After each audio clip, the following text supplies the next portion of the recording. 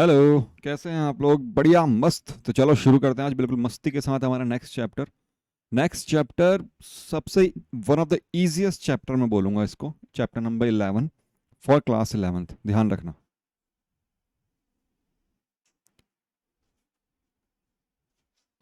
बहुत ही ईजी है, बहुत ज़्यादा ईजी है। आप जब इसको ढंग से पढ़ लोगे तो आपको लगेगा यार है तो बहुत ज़्यादा ईजी है। बस कन्फ्यूज़न कब होता है बच्चों को? देखो, हर चीज़ में कन्फ्यूज़न तो रहता ही है, बिना कन्फ्यूज़न के कुछ काम नहीं होता है ना। कन्फ्यूजन कब रहता है? जब उनको बेस क्लियर नहीं होता, they don't know what they are doing. बस वो समझ लेते हैं हाँ ठीक है, हो गया हो गया और हो गया। तो हम क्या करेंगे, शुरुआत बहुत अच्छे से करेंगे, है ना।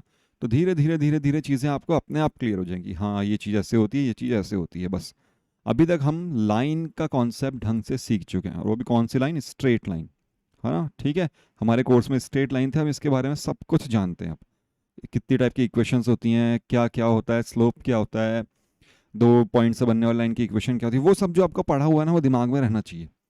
एक्चुअल में इक्वेशन का मतलब हम सीख चुके हैं कि अगर एक्स एंड वाई की टर्म में कुछ आता है तो इसको हम बोलते हैं इक्वेशन। यहाँ पे कुछ हो, यहाँ पे कुछ हो, यहाँ पे कुछ हो, यहाँ पे कुछ हो, लेकिन एक्स और वाई होना चाहिए।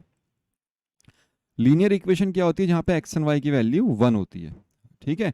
और उसके अलावा हम धीरे धीरे पढ़ेंगे क्वाड्रेटिक इक्वेशन, जितने भी पॉलिनोमियल्स होते हैं, बहुत सारे होते हैं, क्यूबिक एक्सप्रेशंस होती हैं, बहुत सारी चीज़ें होती हैं। शुरुआत सबकी एक लाइन से ही होती है। कोनिक सेक्शंस क्या होते हैं? अगर हम जो कोन होता है, कोन आपने 10th क्लास में पढ़ा होगा, ये एक कोन है। इसके टुकड़े कर दो अलग अलग, इसको ऐसे काट दो, ऐसे काट दो, इसके ऊपर एक और कोन रख देंगे, हम देखेंगे भी आगे। फिर इन दोनों कोनों को ऐसे काट दो, कैसे भी काट दो। अब काटोगे कैसे? आप एक चाकू लो और ऐसे काट दो, है ना। ऐसे करेंगे। तो यहाँ पे मैथ्स के अंदर जो हम पढ़ते हैं ना, हम चाकू वाकू ऐसे शब्द यूज़ नहीं करते, ये अच्छे शब्द नहीं है। ठीक है। उसके लिए हम क्या यूज़ करते हैं? लाइन। क्या पढ़ते हैं हम? लाइन। तो अगर एक लाइन है एल, ये आपने स्ट्रेट लाइन मान ली, एक स्ट्रेट लाइन है एल। ठीक। इसको एक दूसरी लाइन है एम, ये दोनों इंटरसेक्ट करती हैं अल्फा एंगल पे। दिख रहा होगा आपको सबको यहाँ पे ना, ये किस एंगल पे इंटरसेक्ट करती है दोनों? अल्फा एंगल पे। इनके बीच का एंगल कितना है? अल्फा। अगर आप इस लाइन को इसके चारों ओर ऐसे घुमा दो और फिर वापस यहाँ पे आ जाओ, नीचे से भी ऐसे ही घूमेगा, ऐसे घूम जाएगा नीचे से भी। ये वाला डायग्राम दिख रहा होगा आपको, है ना। हमने क्या करा, एम को चारों ओर घुमा दिया इस एल के। ठीक है। तो ऐसी शेप बन गई, एक बन जाएगी ना, ये लाइन ऐसे भी और ऐसे भी, एक ऐसी शेप बन जाएगी डमरू जैसी। ये अब देखो, ज्योमेट्री जब हम पढ़ते हैं ना, ज्योमेट्री एंड मेंसुरेशन, तब दिमाग में क्या है, डायग्राम्स बनने चाहिए। हर चीज़ में इस बोर्ड पे या फिर सिंपल प्लेन पे हम नहीं बना सकते, वो दिमाग में बनने चाहिए। ठीक है। तो जब मैंने इस लाइन को इसके चारों तरफ घुमाया, देखो ऐसे घुमाया, तो क्या बन गया? ये एक कोन जैसा शेप बन गई है ना, ऊपर भी कोन और नीचे भी कोन, दो कोन बन गए मतलब हमारे पास। इनको हम क्या बोलते हैं? नैप। ऊपर वाले हिस्से को अपर नैप, नीचे वाले हिस्से को लोअर नैप। क्लियर है बात? ऊपर वाला हिस्सा क्या होता है? अपर नैप, नीचे वाला हिस्सा लोअर नैप। टर्म्स है, उनको ध्यान से सुनना, समझना इन टर्म्स को, क्या होता है इन टर्म्स का मतलब। तो ये इस फिगर को हम क्या बोलते हैं? Double napped right circular cone. क्या बोलते हैं इसको हम? Double napped. ये हालांकि किसी काम का नहीं है, लेकिन फिर भी एक जनरल नॉलेज के लिए, डबल नैप्ड राइट सर्कुलर कोन, ये शेप है ना। ठीक है। अब इसमें और भी बहुत सारे टर्म है, ऊपर वाला अपर नैप हो गया, नीचे वाला लोअर नैप हो गया। इन टर्म्स को याद रखना। ये अल्फा एंगल जो है, ये बहुत इंपॉर्टेंट रोल प्ले करने वाला आगे तक। अल्फा एंगल क्या है? एम और एल के बीच का एंगल। यहाँ पे ये अल्फा है तो ये भी अल्फा ही होगा, और ये भी अल्फा ही होगा, और ये भी अल्फा ही होगा। ये सारे अल्फा अल्फा होंगे ना, आधा। ठीक है। जो आधा एंगल है वो क्या है हमारे पास? अल्फा। इसको हम क्या बोलते हैं? Angle of vertex. क्या बोलते हैं इसको?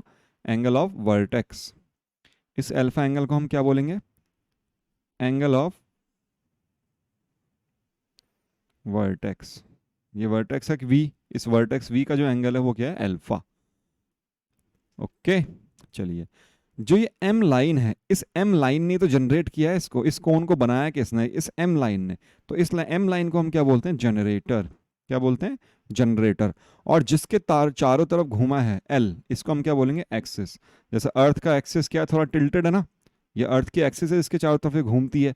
वैसे ये एल जो है, इस कोनिक सेक्शन का या फिर इस राइट सर्कुलर कोन का, डबल नैप्ड राइट सर्कुलर कोन का एक एक्सिस है। क्लियर होगी बातें? एक्सिस क्या होता है? ये लाइन जिसके चारों तरफ घूमते हैं, जो लाइन चारों तरफ घुमाते हैं उसको हम बोलते हैं जनरेटर। जो ये वर्टेक्स है, इसको वी से नोट करते हैं। इसके ऊपर वाले हिस्से को अपर नैप, नीचे वाले हिस्से को लोअर नैप, और जो एंगल बनता है इन दोनों लाइंस के बीच में, this is called angle of vertex. समझ में आ गया इतना? अब क्या करते हैं, हम एक प्लेन लेते हैं। एक प्लेन का मतलब क्या होता है, जैसे मान लो ये एक बोर्ड है, ये भी एक प्लेन है ना, और इसके परपेंडिकुलर कोई चीज मैंने रख दी, ये भी एक प्लेन है। जैसे हम क्यूबॉइड बनाते हैं ना, इस डायग्राम को समझना आप, ये क्यूबॉइड है, ऐसे ही होता है। तो इसमें एक फेस तो यहाँ पे है, इसका फर्स्ट फेस, एक फेस ये रहा ऊपर की साइड ये वाला है ना, और एक इधर की साइड में ये थर्ड फेस है। तो ये तीनों फेस क्या है, तीन अलग अलग प्लेन्स में। कितने प्लेन, कितने कार्टेशियन, एक्चुअली हम जब पढ़ेंगे 3D तो हम देखेंगे, जैसे आपका कमरा है तो आप देखोगे दीवार का कॉर्नर देखोगे वो कुछ इस तरह से नजर आएगा, है ना। एक प्लेन यहाँ पे है, एक आपके सामने की दीवार होगी, एक आपके लेफ्ट हैंड या राइट हैंड पे दीवार होगी, एक आपके नीचे फर्श होगा, एक ऊपर छत होगी। तीन प्लेन है हमारे पास, ठीक है। समझ में आ रहा है इतना कहने का मतलब? तो क्या होता है, जैसे डायग्राम जो बना हुआ ना, इसको मैं एक स्केल ले ली मैंने, ये जैसे मान लो स्केल है, स्केल भी एक प्लेन है। उस प्लेन से मैंने काटना शुरू करा, मतलब इसको अंदर डालना शुरू करा मैंने। तो ये जो प्लेन है, ये प्लेन क्या करता है, वर्टेक्स के साथ एंगल बनाता है बीटा। कितना एंगल बनाता है वर्टेक्स के साथ, बीटा। इस एंगल को ध्यान रखना बस, ये कौन सा एंगल बनाता है, बीटा, ठीक है। इस प्लेन का और सॉरी हमारी एक्सिस का, प्लेन का और एक्सिस का एंगल कौन सा है, बीटा। अब इस प्लेन को आप थोड़ा नीचे झुका लो, हो सकता है ना हम इस प्लेन को धीरे धीरे धीरे धीरे करके नीचे लेके आए, समझ रहे हो आप, पहले यहाँ था, फिर यहाँ आया, फिर यहाँ आया, फिर यहाँ आया, फिर यहाँ आया, फिर यहाँ आया। हो सकता है ऐसे, इस प्लेन को बिल्कुल यहाँ खड़ा कर दो, इधर की साइड ले आओ, बिल्कुल ऐसे खड़ा कर दो, कर सकते हैं हम, है ना। ऐसे भी हो सकता है प्लेन। तो इस प्लेन को आप मूव करते हैं, लेकिन इस प्लेन का और वर्टेक्स के बीच का एंगल क्या होता है, बीटा। बस इस बात को आप ध्यान रखना, समझ में आ गई। अल्फा मतलब वर्टेक्स, एंगल ऑफ वर्टेक्स, और बीटा मतलब एंगल ऑफ प्लेन, प्लेन का जो एंगल है बीटा एक्सिस के साथ में, वो क्या है हमारा, बीटा। तो देखो जब इस प्लेन को आप मूव करेंगे तो क्या क्या होगा, या तो बीटा की वैल्यू जीरो हो सकती है ना, मतलब इन दोनों के बीच का एंगल जीरो हो गया, या बीटा की वैल्यू अल्फा के बराबर हो सकती है, बीटा की वैल्यू अल्फा से छोटी भी हो सकती है, बीटा की वैल्यू अल्फा से बड़ी भी हो सकती है, और बीटा की मैक्सिमम वैल्यू 90 हो सकती है। मतलब 90 कब होगी, जब वो इसके परपेंडिकुलर होगा तब 90 होगी। जीरो कब होगी, जब वो इस एक्सिस के इक्वल होगा, ऐसे, है ना, ठीक है। तो ये 4-5 वैल्यू हो सकती हैं। इन 4-5 वैल्यूज के हिसाब से 4-5 चीजें बनती हैं। हम 4-5 तरीके से काटेंगे। जब बीटा इक्वल टू जीरो होगा, जब आप काटोगे इसको तो कुछ और बनेगा, बीटा को अल्फा के बराबर रखोगे तब कुछ और बनेगा, छोटा रखोगे बड़ा रखोगे तब कुछ और बनेगा, 90 रखोगे तो कुछ और बनेगा। तो अब हम देखेंगे क्या क्या कैसे कैसे बनता है। आगे समझ में आपके इतना, ये चीज़ें हमने तो समझी, ठीक है। चलिए देखो, अब हमारे पास 4 कंडीशंस हैं। इन चारों कंडीशंस को आपको ढंग से याद रखना है। इनको हम बार बार डिस्कस करेंगे तो धीरे धीरे आपको याद अपने आप हो जाएंगी। लेकिन एक बार जब आप पढ़ो ढंग से पहली बार, तो ढंग से सुनना। जब बीटा की वैल्यू 90 होती है, बीटा की वैल्यू कितनी है, 90, क्या बनता है, एक सर्कल। क्या बनता है, सर्कल। सबको पता है सर्कल कैसा होता है, ऐसा होता है। कब बनता है ये, जब बीटा की वैल्यू कितनी होती है, 90 डिग्री। समझ में आ गया ना, बीटा क्या है, इस एक्सिस के साथ में प्लेन का एंगल। जब ये 90 है तो क्या मिलेगा हमको, जब ये 90 डिग्री पे हम काटेंगे इसको ऐसे, तो क्या मिलेगा, एक ऐसा सर्कल मिलेगा हमको, ठीक है, हमेशा सर्कल मिलेगा। जब बीटा की वैल्यू अल्फा से बड़ी है बट 90 से छोटी है, बीटा की वैल्यू क्या करा अब हमने, सबसे पहले इसको 90 पे सेट किया, फिर 90 से कम करने लगे, 90 से कम करा लेकिन अल्फा से बड़ा रखा है बीटा को हमने। जैसे अभी यहाँ पे 90 डिग्री है तो हमने क्या करा, इसको ऊपर उठाना शुरू किया। इसको ऊपर उठाएंगे तो 90 से थोड़ा सा कम हो जाएगा, 90 से कम करेंगे लेकिन अल्फा से बड़ा रखा है, ठीक है। सीरीज चल रहे हैं हम, 90 फिर 90 से थोड़ा सा कम बट अल्फा से बड़ा, फिर अल्फा के बराबर कर देंगे, फिर अल्फा से छोटा बट जीरो से, या जीरो के बराबर या जीरो से बड़ा, ठीक है। 90 से हम जीरो पे आ रहे हैं, बीटा का एंगल हम धीरे धीरे कम कर रहे हैं। तो जब बीटा की वैल्यू 90 डिग्री होती है then we get a circle. जब बीटा की वैल्यू 90 से तो छोटी होती है बट अल्फा से बड़ी होती है, क्या मिलता है हमको, इलिप्स मिलता है। इलिप्स थोड़ा सर्कल जैसा ही होता है लेकिन ऐसे होता है थोड़ा, इसमें 2 सर्कल का टुकड़ा होता है, मतलब, ठीक है। चिपका दो सर्कल को, थोड़ा सा बीच में से दबा दो, तब क्या बनता है हमको, इलिप्स। इस वक्त क्या होता है, बीटा की वैल्यू 90 से छोटी है बट अल्फा से बड़ी है। जब अल्फा और बीटा दोनों इक्वल हो जाते हैं, बीटा की वैल्यू अल्फा के बराबर हो गई, तब क्या मिलता है हमको, पैराबोला। पैराबोला कैसे होता है, आधा सर्कल, ये फिर आधा इलिप्स, ऐसे बोल दूं मैं, ठीक है।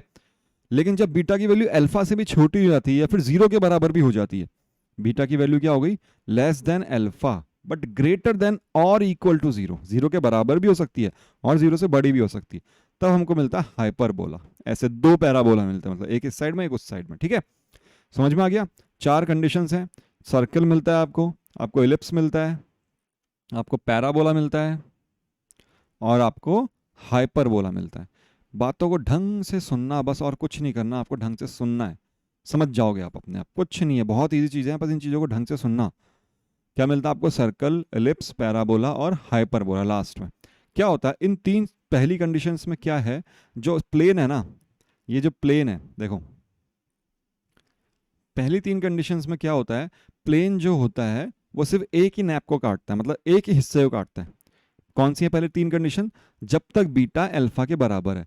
जैसे ही बीटा अल्फा से छोटा हुआ, मतलब प्लेन इतना ज़्यादा झुक गया, ऐसे झुक जाता है फिर प्लेन। जैसे इतना था तो धीरे धीरे धीरे धीरे हमने एंगल कम करना शुरू करा, बीटा की वैल्यू कम होती गई धीरे धीरे धीरे, है ना। तो अब की बार जो बीटा बन रहा है यहाँ पे, ये जो एंगल है बीटा, ये अल्फा से भी छोटा है। तो इस वक्त क्या होता है, ये दोनों को कट करेगा। जब दोनों को कट करता है तो हमको क्या मिलता है फिर? हाइपरबोला। ये थोड़ा सा फर्क है।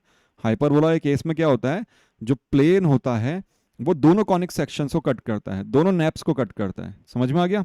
अपर नैप को भी और लोअर नैप को भी।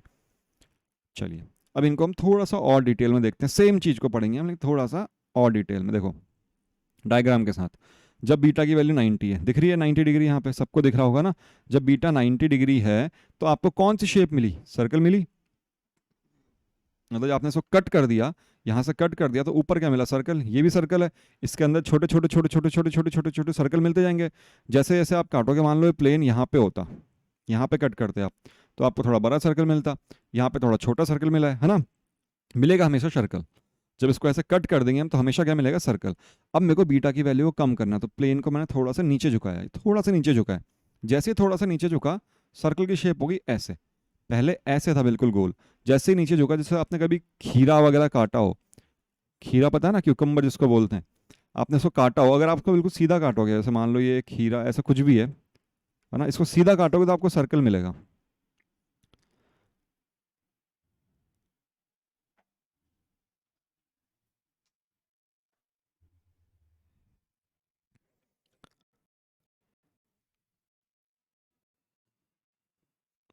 इसको आप सीधा सीधा काटो तो क्या मिलेगा?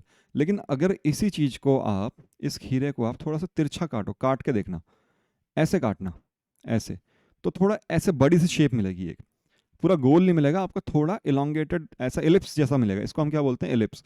यहाँ पे बीटा की वैल्यू 90 से छोटी है, but it is greater than alpha.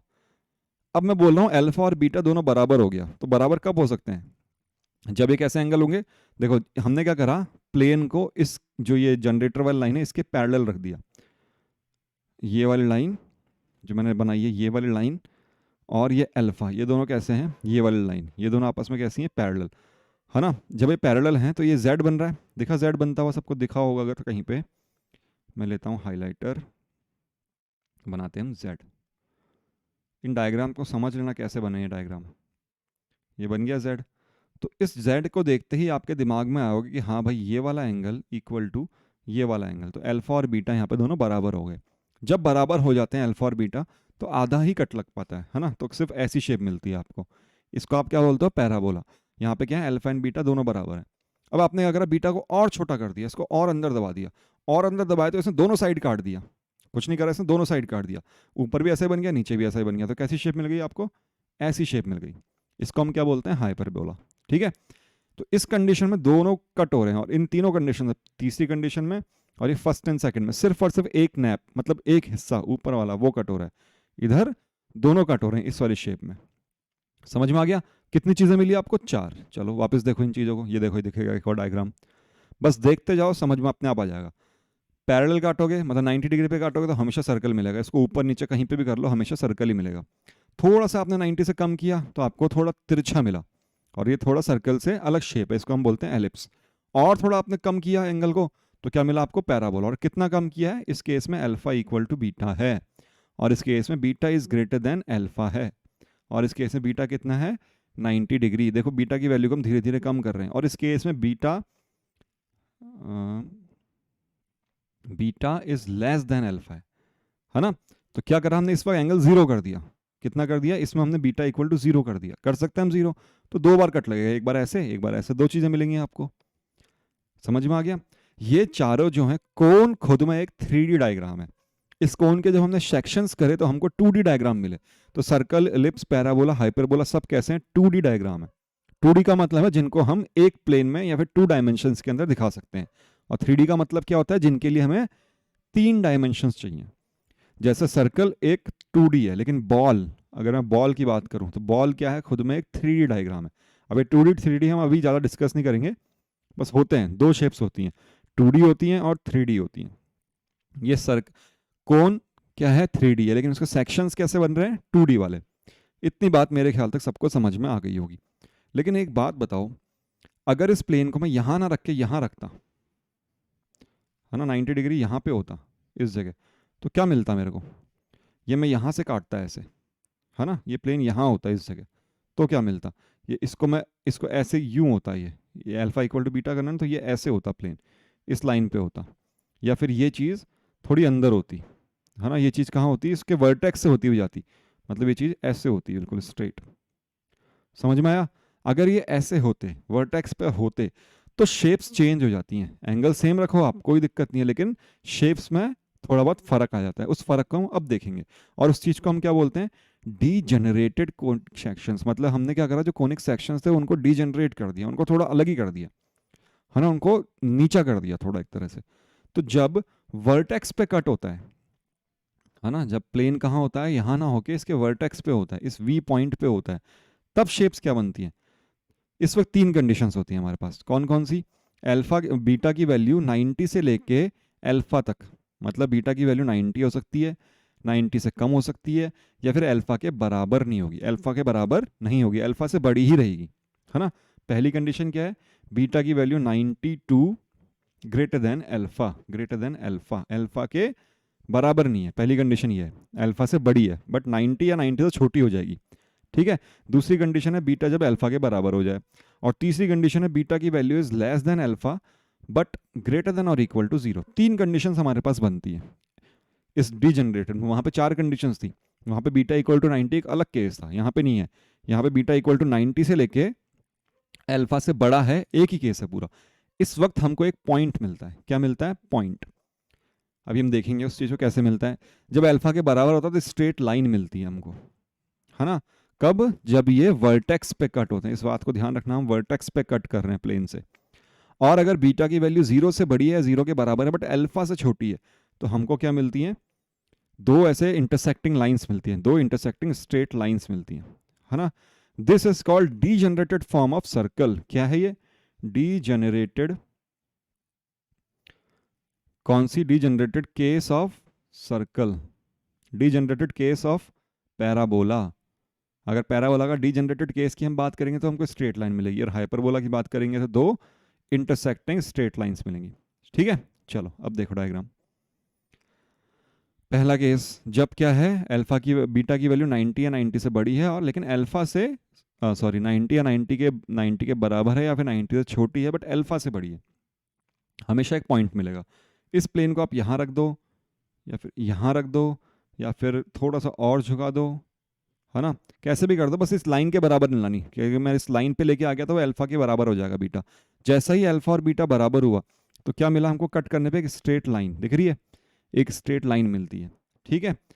और जब अल्फा की वैल्यू बीटा से छोटी हो जाती है, सॉरी, बीटा की वैल्यू अल्फा से छोटी हो जाती है, अल्फा की वैल्यू ज़्यादा है, बीटा की वैल्यू से कम हो गई, बीटा की वैल्यू कहाँ तक हो सकती है? 0 तक हो सकती है। तो क्या होता है? अब ये प्लेन है, एक बार ये ऐसे काटेगा, दो आपको इसमें जो स्ट्रेट लाइन दिख रही है बिल्कुल डार्क बोल्ड वाली, उन दोनों पे कट होगा, तो हमको हमेशा एक एक्स मिलता है ना। हमेशा कैसी मिलती है? ऐसी शेप मिलती है, एक्स। इसको आप थोड़ा खुद खुद सोचो, एक आप गोल कुछ ले लो, बॉटल ले लो, कुछ भी ले लो, उसको बीच में से 2 हिस्सों में ऐसे तिरछा कैसे भी काट दो, है ना। या फनल जो होता है हमारा, जिससे हम तेल भरते हैं, ऐसा ये जो होता है ना, ऐसा वाला, इसको ऐसे कट कर दो, है ना, ठीक है। कहाँ से? इसका वर्टेक्स मान लिया ये, यहाँ से पास करके एक प्लेन से ऐसे कट कर दो, तो आप देखोगे आपको एक ऐसी शेप मिल जाएगी, इस टाइप से, ऐसा ही कुछ मिलेगा, है ना। तो ये 2 स्ट्रेट लाइंस हो जाएंगी यहाँ पे, समझ में आ गया? एक इधर को, एक इधर को, ऐसे। अगर ये ऊपर नीचे दोनों साइड हो तो ऊपर से एक ऐसे एक्स मिलेगा और नीचे से ऐसा एक्स मिलेगा, तो वो क्या बन जाएंगी? 2 इंटरसेक्टिंग स्ट्रेट लाइंस। तो इन चीज़ों को ध्यान रखना।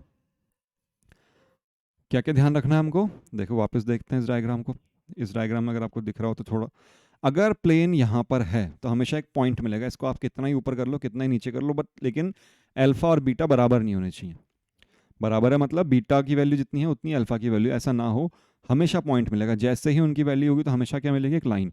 और जैसे ही ये अल्फा बीटा अल्फा से छोटा हो गया, बीटा कौन सा एंगल है यहाँ पे, जो प्लेन बनाता है, तो प्लेन का एंगल वर्टेक्स वाले एंगल से छोटा हो गया तो हमेशा ऐसे दो कट मिलेंगे आपको, है ना, हमेशा दो इंटरसेक्टिंग लाइंस मिलेंगी। ठीक है, इनको आपको याद रखना है। क्या क्या पढ़ा हमने अभी तक, हमने देखा कि भाई सर्कल कब मिलता है, ये पता चला हमको कब मिलता है, जब बीटा की वैल्यू 90 होती है। हमने पढ़ा हमको एलिप्स कब मिलता है, एलिप्स कब मिलता है आपको, जब बीटा की वैल्यू लेस देन 90 होती है बट ग्रेटर देन अल्फा होती है। हमने पढ़ा कि हमको पैराबोला कब मिलता है, कब मिलता है आपको पैराबोला, जब बीटा की value less than alpha, sorry equal to alpha होती है ना, जब अल्फा और बीटा आपस में इक्वल हो जाते हैं। और हमने लास्ट में पढ़ा हाइपरबोला। हाइपरबोला कब कब मिलता है, जब बीटा की वैल्यू अल्फा से छोटी हो गई बट जीरो या जीरो से बड़ी है। धीरे धीरे बीटा की वैल्यू कम करते रहो, आपको शेप्स मिलती रहेंगी, है ना। और इन्हीं का जो डीजनरेटेड फॉर्म है वो क्या है, जब बीटा की वैल्यू 90 या 90 से छोटी है बट अल्फा से बड़ी है तो आपको हमेशा एक पॉइंट मिलेगा। पहला केस तो ये, जब बीटा और अल्फा दोनों बराबर हो जाएं तो क्या मिलेगी आपको, स्ट्रेट लाइन मिलेगी। क्या मिलेगी, हमेशा स्ट्रेट लाइन। जब बीटा की वैल्यू अल्फा से छोटी हो गई बट जीरो या जीरो से बड़ी है तो हमेशा क्या मिलेंगे आपको, टू इंटरसेक्टिंग स्ट्रेट लाइंस। कौन सी लाइंस मिलेंगी, टू इंटरसेक्टिंग स्ट्रेट लाइंस। इसको आपको ध्यान रखना है, ठीक है। चलिए ये देखो ऐसे बनते हैं, अगर डीजनरेटेड फॉर्म है, इनका वर्टेक्स है तो हमको हमेशा पॉइंट मिलेगा, हमेशा लाइन मिलेगी, हमेशा एक स्ट्रेट लाइन मिलेगी। ये दो लाइंस पैरेलल हैं तो एक ही मिलती है हमको, लेकिन जब ऐसी होती है तो हमेशा क्या मिलता है, क्रॉस में। ऐसे क्रॉस का मतलब है यहाँ पे हमेशा इंटरसेक्टिंग लाइंस मिलेंगी जो उसके वर्टेक्स पे इंटरसेक्ट करती हैं। ठीक है, दोनों इंटरसेक्टिंग लाइन कहाँ इंटरसेक्ट करेंगी, उसके वर्टेक्स पे ही इंटरसेक्ट करेंगी। आप जब डायग्राम देखोगे ये वाला, देखो हमेशा वर्टेक्स पे ही इंटरसेक्ट कर रही हैं। ओके, इन बातों को आपको याद रखना है ना। तो चलो अब हम पढ़ेंगे सर्कल। तो चार शेप्स हैं, उसके हिसाब से हमारे पास चार एक्सरसाइज हैं। पहली सर्कल की है, दूसरी एलिप्स की है, तीसरी पैराबोला एंड चौथा हाइपरबोला। तो आज हम कंप्लीट करेंगे सर्कल के बारे में, फिर कल पैराबोला, परसों हाइपरबोला, सॉरी इलिप्स, और उसके बाद में हाइपरबोला। ऐसे तीन तीन शेप, एक एक शेप हर दिन पढ़ेंगे। 4 दिन में चैप्टर कंप्लीट, 5वें दिन हमारी मिसलेनियस हो जाएगी और 6ठे दिन हमारा डाउट सेशन। चलो, तो सर्कल क्या होता है, सर्कल एक्चुअल में क्या है, एक फिक्स्ड पॉइंट है कोई, जैसे ये ओ, ये फिक्स्ड पॉइंट है। इस फिक्स्ड पॉइंट से इक्वल डिस्टेंस पे बहुत सारे पॉइंट्स हैं। इस फिक्स्ड पॉइंट से इक्वल डिस्टेंस पे बहुत सारे पॉइंट है, बहुत सारे पॉइंट है ना। उन सारे पॉइंट्स को हमने क्या कर दिया, जोड़ दिया। उन सारे पॉइंट्स को क्या कर दिया हमने, जोड़ दिया। तो क्या बन गया, जो शेप बनी वो क्या होती है, सर्कल होती है। A circle is a set of all points in a plane that are equidistant from a fixed point in a plane. जो एक फिक्स्ड पॉइंट से जितने भी इक्विडिस्टेंट पॉइंट्स हैं उन सबके सेट को या उसके पाथ को हम क्या बोलते हैं, सर्कल। समझ में आ गया। तो जो फिक्स्ड पॉइंट होता है इसको हम बोलते हैं centre of circle, which is denoted by O, and the distance between the fixed point and the point,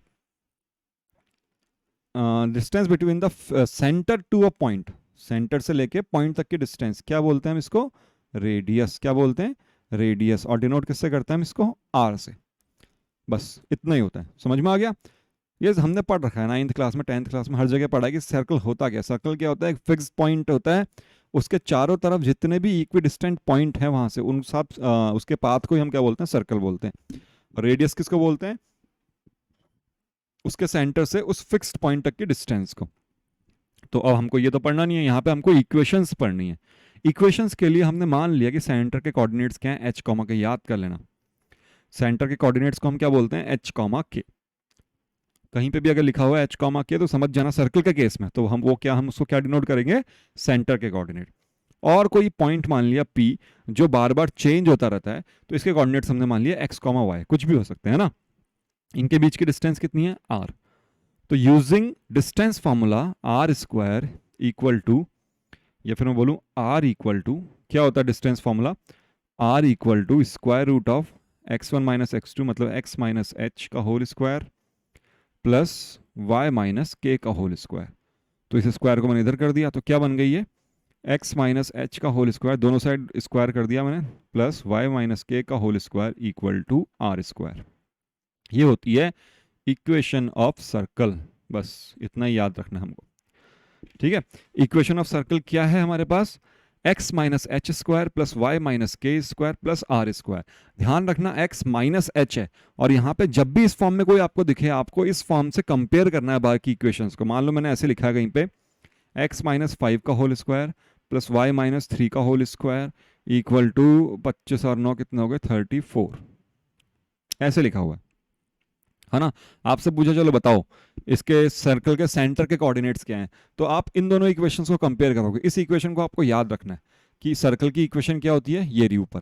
तो जब आप इन दोनों को कंपेयर करोगे तो आपको दिखेगा एच की वैल्यू 5 है, के की वैल्यू कितनी है, इधर मान लो y प्लस 3 लिखा है, तो के की वैल्यू कितनी हो जाएगी -3, है ना। क्योंकि इक्वेशन क्या है, y माइनस के, y के साथ में माइनस आएगा, लेकिन यहाँ प्लस आ रहा है तो इसको, यहाँ प्लस आ रहा है तो इसको हम कैसे लिख सकते हैं, इस चीज को हम ऐसे भी तो लिख सकते हैं ना, y माइनस थ्री का होल स्क्वायर। तो k की वैल्यू कितनी है -3। इस बात का ध्यान रखना, यहाँ माइनस साइन है तो अगर यहाँ पे प्लस हो तो साइन चेंज होगा। h की वैल्यू होगी 5, k की वैल्यू होगी -3, and r square equal to 34। R square की वैल्यू कितनी है 34, therefore r will be square root of 34, और ये हमेशा पॉजिटिव होगा क्योंकि ये डिस्टेंस है, रेडियस है ना, डिस्टेंस है, लेंथ है, तो हमेशा कैसी होती है पॉजिटिव। क्लियर है ना। आर की वैल्यू कैसे निकालेंगे हम, इसका स्क्वायर रूट कर दो, इधर में जो भी लिखा है। तो हमको इक्वेशंस को इस फॉर्म में कन्वर्ट करना पड़ेगा। जो भी इक्वेशन है उसको पहले इसके साथ कंपेयर करेंगे और उसके बाद एच और के की वैल्यू निकाल लेंगे। तो सेंटर के कोऑर्डिनेट्स को पूछो तो कितने हो गए 5, -3। सेंटर के कोऑर्डिनेट कितने हैं 5, -3, and the radius is square root of 34। ये चीज आपसे पूछता है, आपको एक ऐसी इक्वेशन दे देगा, बोलेगा इसके सेंटर के कोऑर्डिनेट्स बताओ और उसकी रेडियस बताओ, या फिर आपको ये रेडियस और सेंटर के कोऑर्डिनेट्स दे देगा, बोल देगा इक्वेशन बताओ। उल्टा और सुल्टा दोनों टाइप से पूछ सकता है। तो क्वेश्चंस देखते हैं, बस यही था सर्कल। पहला क्वेश्चन क्या है, find an equation of a circle with centre at this and radius is r. तो आपको सबको पता है h की वैल्यू 0 है, k की वैल्यू 0 है, एंड रेडियस कितनी है उसकी, r की वैल्यू r ही है। We know the equation of line, equation of circle is x minus h plus y minus k equal to r square. तो अब जब हमने वैल्यू पुट कर तब भी यही आ गया, तो इसको आप कैसे लिख सकते हो फिर, x square plus y square equal to r square, बस यही हो गई। तो सेंटर से अगर कोई सर्कल पास हो रहा है दैट मीन्स ऐसे है, तो इसकी इक्वेशन क्या है, ये रही, x square plus y square equal to r square, है ना। आर कौन सी लेंथ है, ये वाली, ठीक है। चलो second, find the equation of circle with centre this, मतलब एच की वैल्यू कितनी है आपके पास -3, वाई की वैल्यू कितनी है 2, एंड रेडियस आर की वैल्यू है 4। सबको पता फॉर्मूला x माइनस एच मतलब x प्लस 3 का होल स्क्वायर, y माइनस के मतलब y माइनस 2 का square equal to r square मतलब 4 का स्क्वायर। जब आप इसको सॉल्व करोगे तो क्या बन जाएगा, x square plus 2x, sorry 6x हो गया, plus 9 plus y square plus 4 minus 4y equal to 16।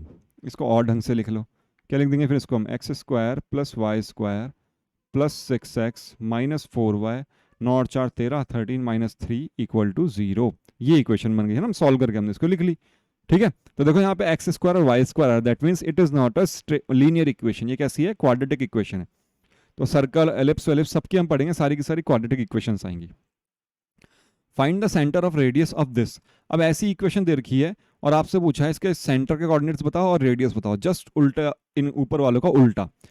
तो हम आपको अगर मान लो ये गिवन होती, हम इसको सॉल्व करते तो आंसर यही आता ना कि उसका सेंटर -3, 2 और रेडियस 4 है, यही आता, क्योंकि इनसे यही बना है तो इससे ये बनेंगे। तो सबसे पहले हम इसको किस में कन्वर्ट करेंगे, इस फॉर्म में कन्वर्ट करेंगे। किस फॉर्म में कन्वर्ट करेंगे, इस वाली फॉर्म में, होल स्क्वायर वाली फॉर्म में।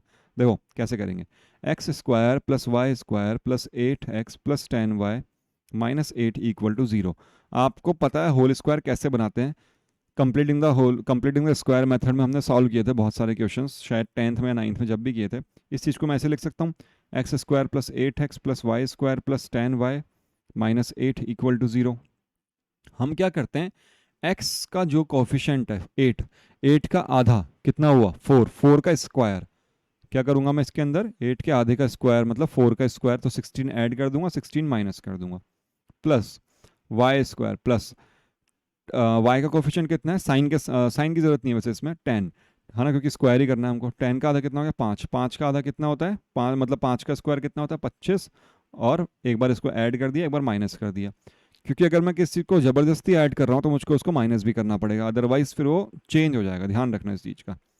जब ये हो गया तो आप इन तीनों को जब देखोगे, x square plus 8x plus 16, तो ये बन जाएगा x प्लस 4 का होल स्क्वायर, ठीक है, प्लस फिर इन तीनों को जब हम देखेंगे तो ये बन जाएगा y प्लस 5 का होल स्क्वायर।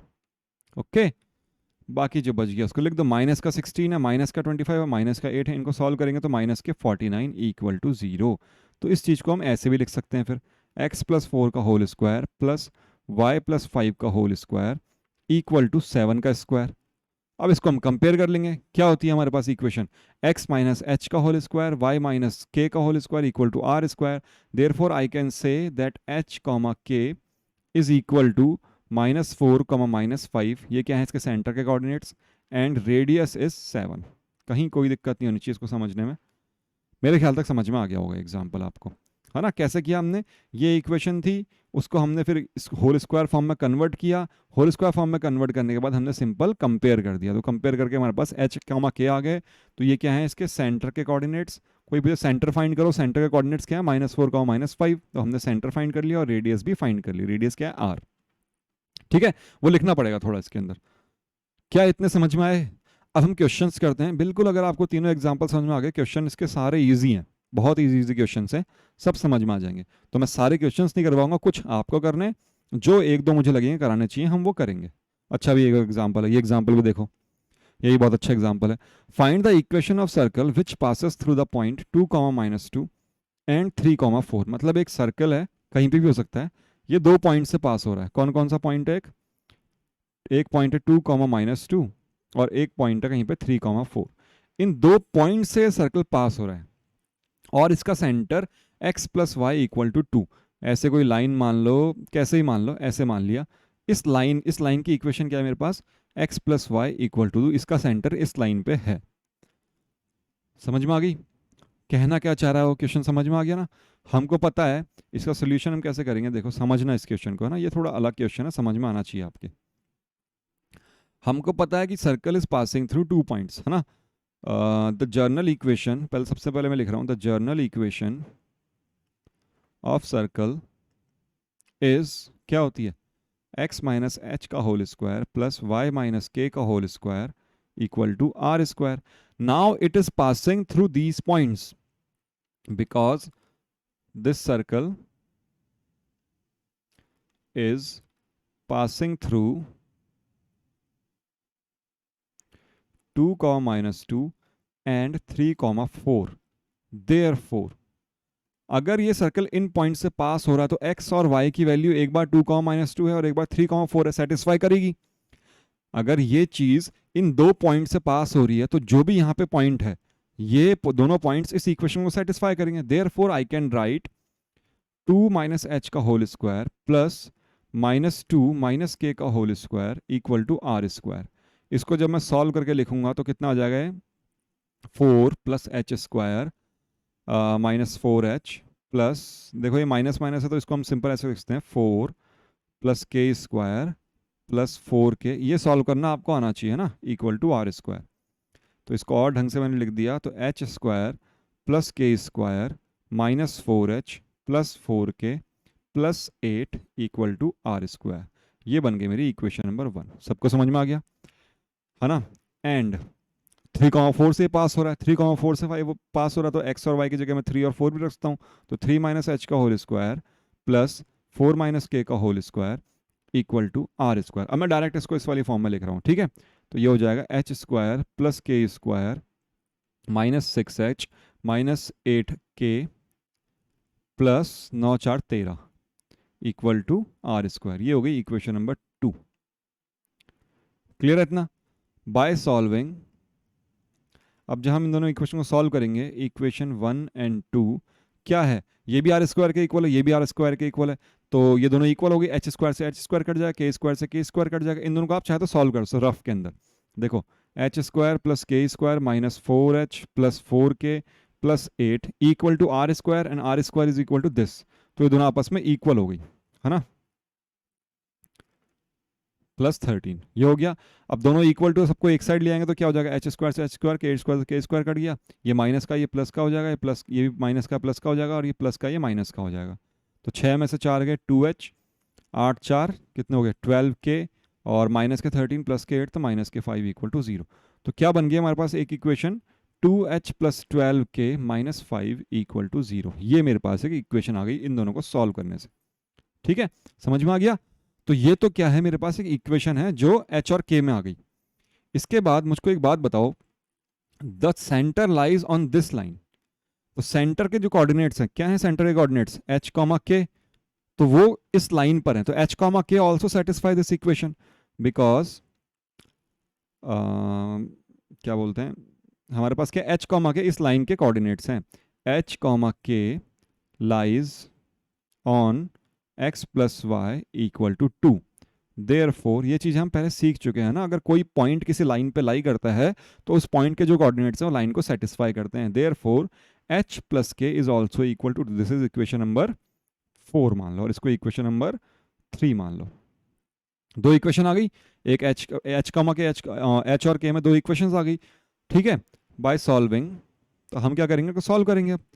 कौन कौन सी, 3 और 4, 3 और 4 को जब मैंने सॉल्व किया तो मेरे पास h इक्वल टू समथिंग आएगा और k इक्वल टू समथिंग आएगा। h प्लस के इक्वल टू 2 है, तो 2h plus 2k equal to 4 हो जाएगा। h 2h से 2h कैंसिल हो गया, 12 में से 10 गया, 10k इक्वल टू 5 और 4 9, तो k इक्वल टू कितना आ गया, 9/10। k की वैल्यू कितनी आ गई आपके पास, 9/10। ये सॉल्व करना आपको आना चाहिए। देखो अब ये छोटी छोटी चीज़ें हैं, ये मुझे नहीं बतानी चाहिए वैसे।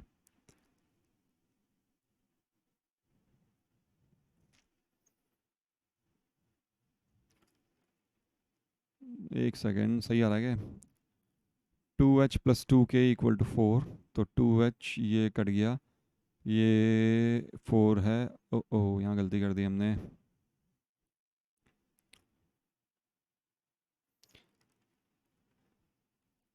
ये हो गया 10 है ना, और ये हो गया 4, सॉरी 5 और 4, 5 और 4 9 तो हुए यार, क्या गलती करी है यहाँ पे। माइनस का 4h माइनस का 6h दोनों को हमने इक्वल कर दिया, 6h और 4h ये हो गया 2h, माइनस 8 प्लस 4 तो ये हाँ 12 हो गया, माइनस के 13 प्लस के 8 माइनस के 5 इक्वल टू 0, यही बनेगा।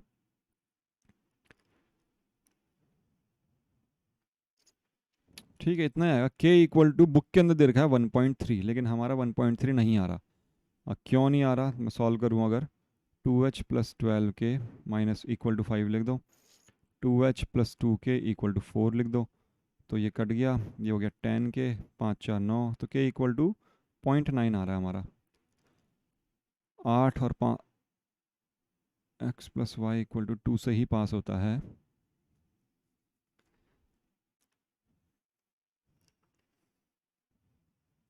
हम्म,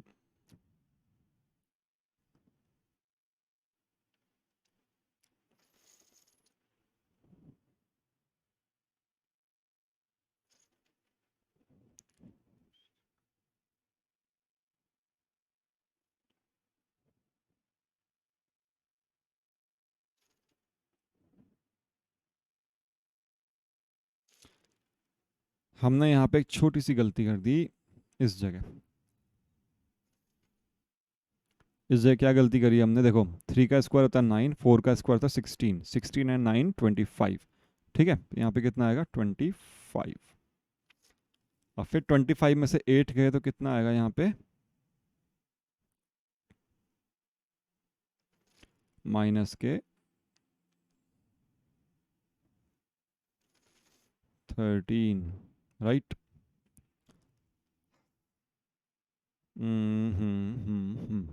है ना, इतना ही आएगा। ठीक है, तो फिर अब इसको सॉल्व करेंगे हम, तो ये हो जाएगा कितना 4, और ये हो जाएगा 13, और 13 में से 4 गए, 13 4 ये दोनों माइनस हो जाएंगे, 13 में से 4 गए 9 ही बच रहा है यार, 25 में से 8 गए 17 आएगा, सॉरी यहाँ,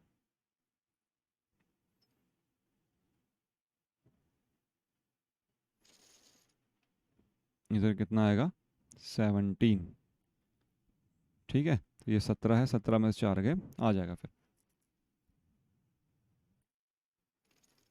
तो जब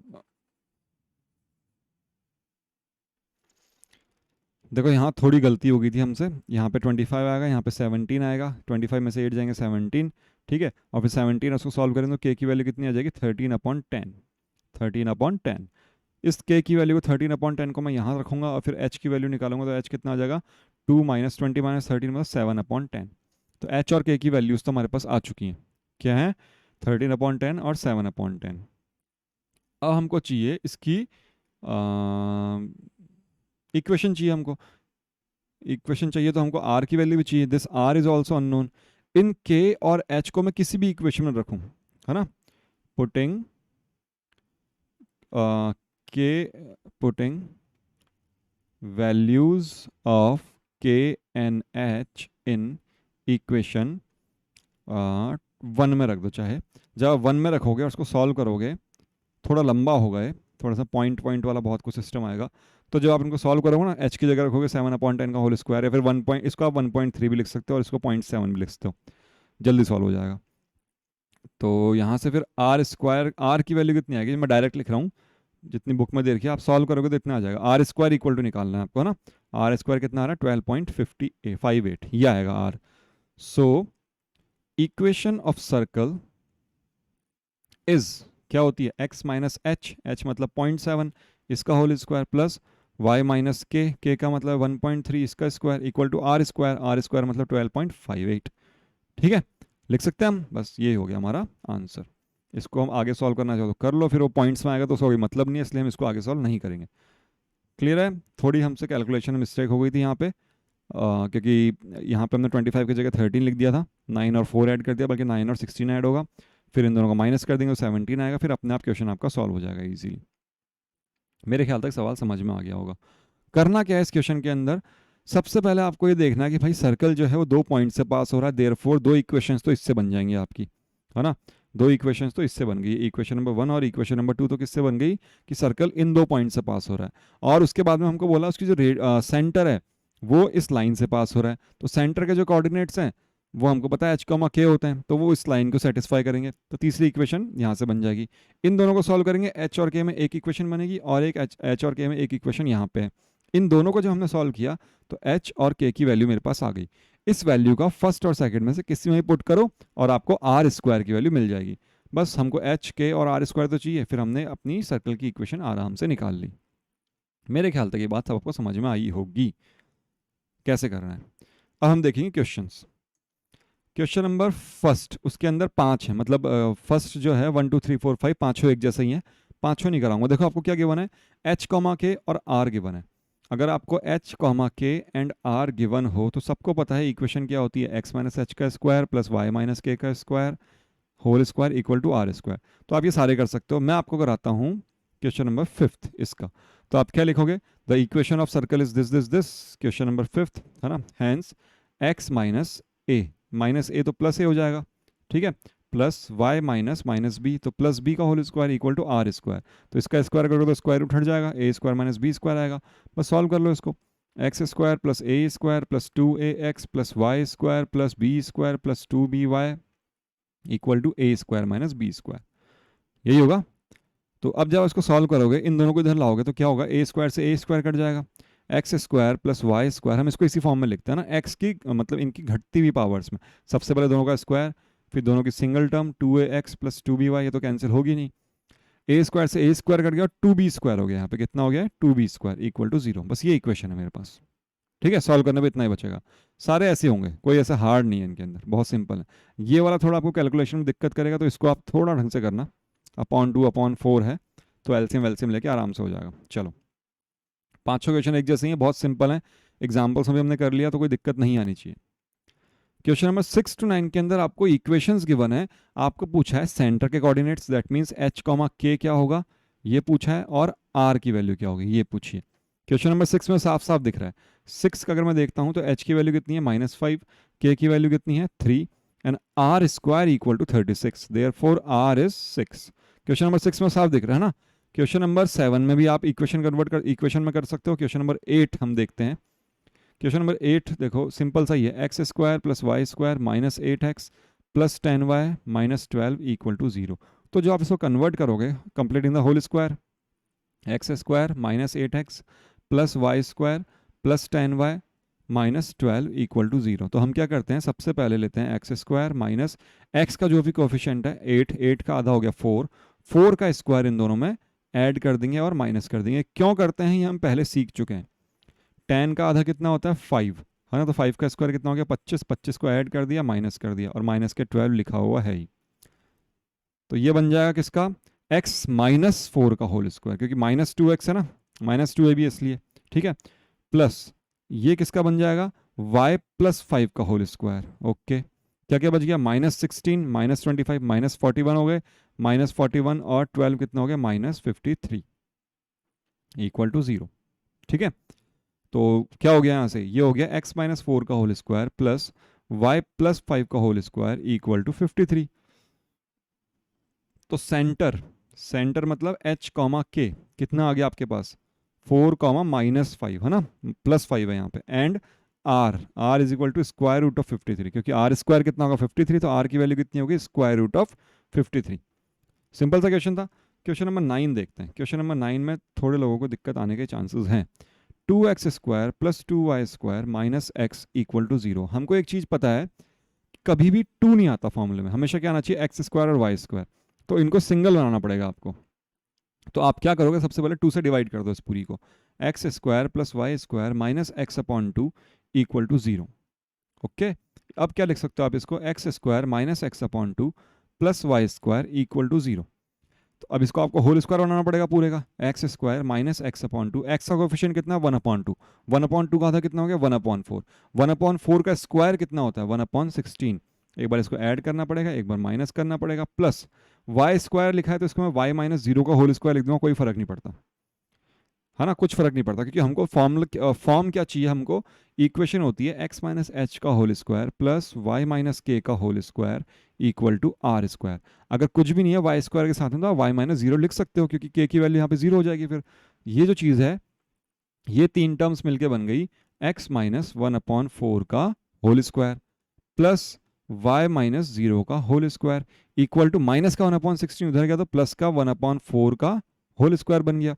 तो यहाँ से जो सेंटर आया मेरे पास, सेंटर मतलब h कॉमा के कितना आया 1 upon 4 comma 0, and the radius is, radius कितनी हो गई 1 अपॉन 4। समझ में आ गया, यूनिट आप चाहे तो लिख सकते हो आगे 1 अपॉन 4 यूनिट। सिंपल सा क्वेश्चन था, मेरे ख्याल तक सबको समझ में आया होगा कैसे करा। क्वेश्चन नंबर 10, क्वेश्चन नंबर 10 अगर हम देखते हैं तो find the equation of a circle passing through these 2 points whose center lies on this line।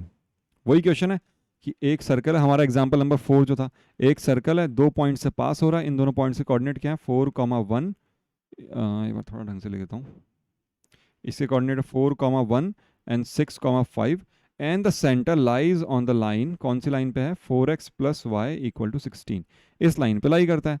तो सर्कल की इक्वेशन से इन 2 पॉइंट से मैं इक्वेशन बनाऊंगा और फिर एक इस लाइन से इक्वेशन बनाऊंगा, फिर उनको तीनों को कंपेयर करूंगा, हमारे पास एच के और आर की वैल्यू आ जाएगी, फिर हमको इक्वेशन पता ही क्या होती है। सेम ये क्वेश्चन है, question number 11, equation of circle passing through these 2 points and centre lies on this line. तो मैं क्वेश्चन नंबर 11 करा रहा हूँ आपको, सोल्यूशन ऑफ 11। सेम है दोनों, एग्जाम्पल में भी हम कर चुके हैं, तो अभी तक मेरे ख्याल तक आ जाना चाहिए सबको। देखते हैं हम कैसे करेंगे, क्योंकि मैं लिख नहीं रहा हूँ ना, सर्कल इन दोनों पॉइंट से पास हो रहा है, सर्कल इज पासिंग थ्रू कौन कौन से पॉइंट 2, 3 एंड -1, 1, इन दोनों पॉइंट से पास हो रहा है। देयरफॉर क्या हो जाएगी, हमको पता है x की वैल्यू में 2 माइनस एच का whole square plus 3 minus k का whole square equal to r square रख सकता हूँ। इस इक्वेशन को सॉल्व करूंगा तो आ जाएगा मेरे पास h square plus k square minus 4h minus 6k plus 4 और 9 13 इक्वल टू आर स्क्वायर। ये आ गई मेरी इक्वेशन नंबर 1, एंड इस वाले पॉइंट से ही पास हो रहा है तो -1 माइनस एच का whole square plus 1 minus k का whole square is also equal to r square. इन दोनों को सॉल्व करूंगा तो क्या आ जाएगा मेरे पास h square plus k square plus 2h minus 2k plus one और वन कितने हो गए, two, equal to r square. ये इक्वेशन नंबर 2 हो गई। इन दोनों को जब मैं सॉल्व कर लूँगा तो कैंसिल आउट हो जाएंगे बहुत सारी टर्म्स, तो इन दोनों से क्या आ जाएगी मेरे पास, फ्रॉम इक्वेशन 1 and 2 क्या मिला मुझको, कट गया कट गया कट गया, तो 2h प्लस के, और ये कितना हो गया, ये इधर जाएगा तो 6h हो जाएंगे, है ना, दोनों जुड़ जाएंगे, और यहाँ माइनस हो जाएगा तो 4k, और ये इधर जाएगा तो माइनस के 11 इक्वल टू 0। ये मेरे पास इक्वेशन आ गई, इक्वेशन नंबर 3। ठीक है। एंड हमको पता है कि circle, now centre of circle, centre of circle क्या है, centre of circle h comma k, है ना, पासेस थ्रू, कौन सी लाइन है, x minus 3y minus 11 equal to 0, then अगर ऐसा है तो क्या हो जाएगा, h minus 3k equal to minus 11 equal to 0, ऐसा भी लिखता हूँ मैं। अब from equation number 1, from equation 3 and 4 दोनों को जब मैंने सॉल्व किया तो 6 से मल्टीप्लाई कर दो इसको, 6x से 6h कट गया, 18 कितना हो गया, ये 18 प्लस का 18 हो जाएगा, और ये 24 नहीं सॉरी 22k, और equal to minus 55 equal to 0। तो यहाँ से k इक्वल टू कितना आ गया, 5/2। k की वैल्यू 5/2 आ गई, 5/2 इधर पुट कर दी मैंने, तो 2 से 2 कैंसिल हो गया, और 5 2 10, 10 और 11 -1, तो h इक्वल टू 1/6। k की वैल्यू कितनी आ गई, 5/2, एंड h इक्वल टू 1/6। अब इन दोनों वैल्यूज़ को हम किसी भी इक्वेशन में पुट कर दो, फर्स्ट या सेकंड में, किसी में भी कर दो, है ना, तो आपको r की वैल्यू मिल जाएगी, आर स्क्वायर की वैल्यू मिल जाएगी। Putting values of h and k in equation 1, मैंने 1 में पुट कर दिया, तो h की जगह क्या रख दूंगा मैं, जितना भी रखेंगे 1/6 का होल स्क्वायर प्लस 5/2 का whole square -4 into 1/6 -6 into 5/2 plus 13 equal to r square. तो जब इस पूरे को हम सॉल्व कर लेंगे तो कर लेते हैं इसको सॉल्व, और हम आंसर भी चेक कर लेंगे अगर यही आ रहा है तो। लेट मी चेक, 11 पॉइंट कौन सी है, 1 का 11th,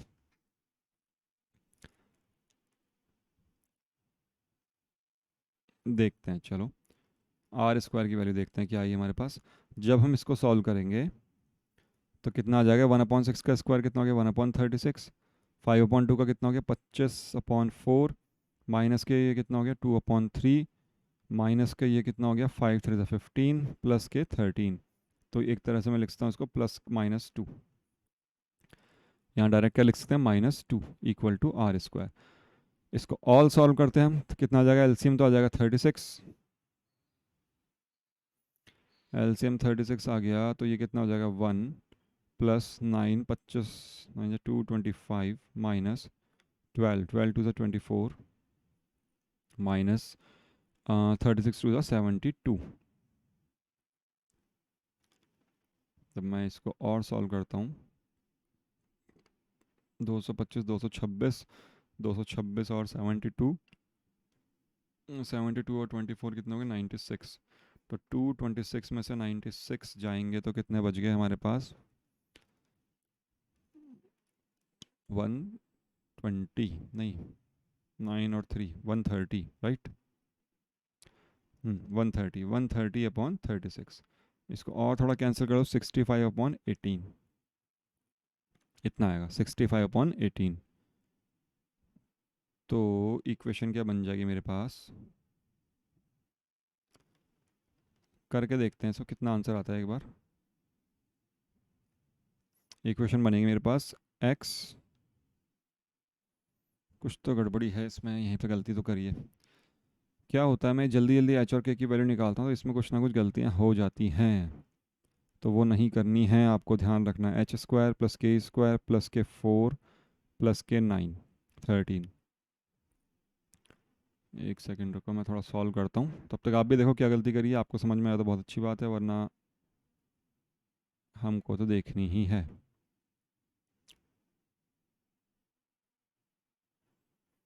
Hmm,